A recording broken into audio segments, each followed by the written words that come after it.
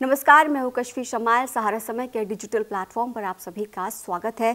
दोस्तों, भारतीय कुश्ती महासंघ के पूर्व प्रमुख और बीजेपी के नेता ब्रजभूषण शरण सिंह की मुसीबतें कम होने का नाम नहीं ले रही, बल्कि जैसे जैसे दिन करीब आ रहे हैं उनकी मुसीबतें और भी ज़्यादा बढ़ेंगी।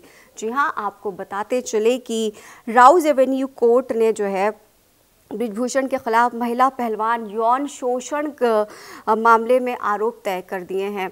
अगर आपको याद होगा कि मामला बहुत ज़्यादा गर्मा गया था और महिलाओं ने आरोप लगाया था यौन शोषण का, तो उस पर अब राउज एवेन्यू कोर्ट ने गंभीरता दिखाते हुए आरोप तय करने के आदेश दे दिए हैं।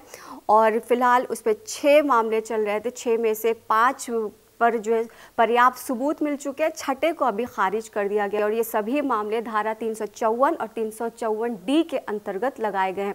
तो आपको बताते हैं कि धारा 354 जो होता है उसके अंतर्गत किसी भी महिला की लज्जा को भंग करना और उसको प्रताड़ित करना और अपनी शक्तियों का दुरुपयोग करके उसको तंग करना, ये इसके अंतर्गत आता है। और अगर किसी महिला ने शिकायत कर दी तो फिर उस पर जेल भी हो सकती है, सख्त कार्रवाई हो सकती है। इसमें 1 साल से 5 साल तक की सज़ा हो सकती है। और जो धारा 354D है उसके अंतर्गत अगर किसी महिला को सोशल मीडिया पर कोई स्टॉक कर रहा है या उसको मेल्स के थ्रू कोई परेशान कर रहा है तो इस पर 1 से लेकर 5 साल तक की सज़ा है। साथ ही साथ उस पर जुर्माना भी लग सकता है।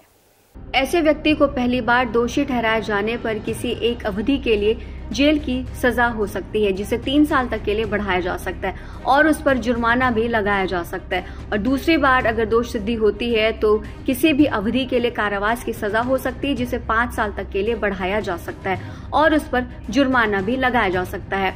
भारतीय दंड संहिता यानी कि इंडियन पिनल कोड यहाँ के रहने वाले किसी भी नागरिक द्वारा किए गए कुछ अपराधों की परिभाषा और दंड का प्रावधान करती है। आईपीसी में 23 चैप्टर होते हैं, जिनमें कुल 511 धाराएं हैं। सबसे अहम बात यह है कि आईपीसी भारत की सेना पर लागू नहीं होती। पहले जम्मू कश्मीर में आईपीसी के स्थान पर रणवीर दंड संहिता यानी कि आरपीसी लागू होती थी। आईपीसी ब्रिटिश काल में सन 1862 में 1 जनवरी को लागू हुई थी। इसके बाद समय समय पर इसमें संशोधन होते रहे। खासतौर से भारत के आजाद होने के बाद उसमें बड़ा बदलाव किया गया।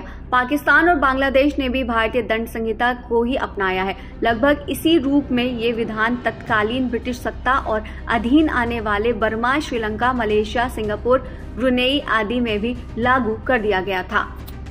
ब्रजभूषण शरण सिंह का जब ये मामला सामने आया था यौन उत्पीड़न का, तो आपको याद होगा कि आम जनता से लेकर के पॉलिटिक्स तक जो है बहुत ज़्यादा गहमा गहमी मच गई थी और लोगों ने अपना गुस्सा दिखाने के लिए प्रदर्शन भी किए थे। खासकर जो महिलाएं थी वो सड़कों पर आई थी और जो महिला पहलवानों का समर्थन करने के लिए बहुत लोग सामने भी आए थे, पॉलिटिशियन सामने आए थे, बॉलीवुड से भी लोग सामने आए थे। तो अब इस मामले में ऐसी उम्मीद लगाई जा रही है कि जो महिला पहलवान है उनको इंसाफ मिलेगा और ब्रजभूषण के खिलाफ सख्त से सख्त कार्रवाई की जाएगी। ताज़ा अपडेट्स के लिए बने रहिए सहारा समय डिजिटल के साथ।